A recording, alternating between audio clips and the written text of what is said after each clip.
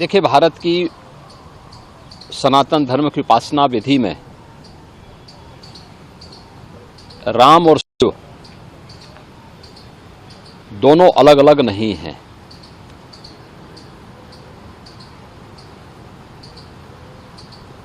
मर्यादा पुरुषोत्तम प्रभु श्री राम ने स्वयं शिव की उपासना की और रामचरितमानस में अगर आप जाएंगे तो इस बात को देखेंगे कि भगवान शिव ने भी राम की उपासना की। दोनों एक दूसरे के पूरक हैं। प्रभु राम कहते हैं, शिव द्रोही मम दास कहावा, सो नर मोहि सपनेहु नहीं पावा। यानी अगर कोई भगवान शिव का द्रोही है और वह मेरा दास, मेरा भक्त कहलाने का दंभ पाल रहा है, तो मैं सपने में भी उसे नहीं प्राप्त हो सकता। ऐसे ही भगवान शिव भी कहते हैं। स्वाभाविक रूप से कांग्रेस की वास्तविकता सामने आ रही है। भारत की सनातन परंपरा को अपमानित करना, उसको लांछित करना, भारत की आस्था के साथ खिलवाड़ करना, ये कांग्रेस की प्रवृत्ति है। और कांग्रेस अध्यक्ष के द्वारा यही बात जो उनको कांग्रेसी संस्कार में प्राप्त हुआ है, वही बात वो अपने भाषणों में कर रहे हैं।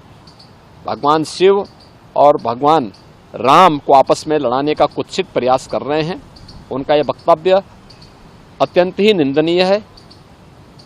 दूसरा, हम इस बात को जरूर ध्यान में रखें, हमारे शास्त्र इस बात के प्रमाण हैं कि शिव का द्रोही हो या राम का द्रोही, उसका पराभव, उसका पतन अवश्य हुआ है। एक कांग्रेस की पतन की एक नई शुरुआत है और कांग्रेस इस प्रकार के स्तरहीन वक्तव्यों को देकर के हिंदू आस्था के साथ तो खिलवाड़ कर ही रही है, लेकिन अपने कृत्यों से कांग्रेस को इतिहास की वस्तु बनाने की ओर भी कांग्रेस का नेतृत्व उसे धकेल रहा है। और मुझे लगता है प्रभु राम और देवादिदेव महादेव शिव इनको सद्बुद्धि दे।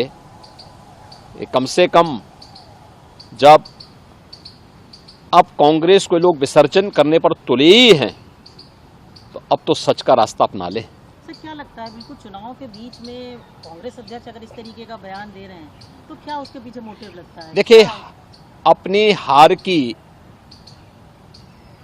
खिसियाहट को अब वह भारत की सनातन आस्था के साथ खिलवाड़ करके कर रहे हैं। यद्यपि कांग्रेस का इतिहास इस प्रकार के कृत्यों से भरा पड़ा है, लेकिन इस सब के बावजूद चुनाव के समय इस प्रकार के संवेदनशील मुद्दों को उठा करके कांग्रेस भारत की आस्था के साथ साथ बहुसंख्यक समाज को अपमानित करने का कुत्सित प्रयास कर रही है।